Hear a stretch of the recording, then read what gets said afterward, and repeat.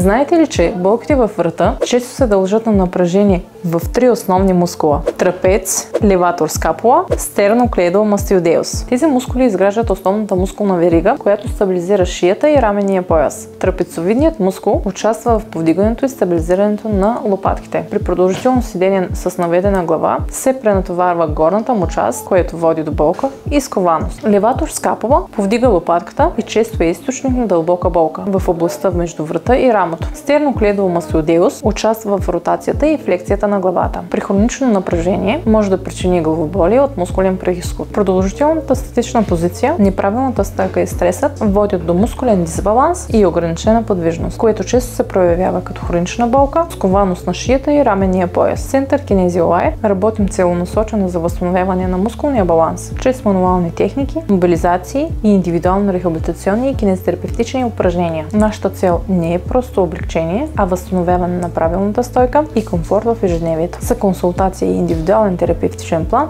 се обадете на посочения телефон.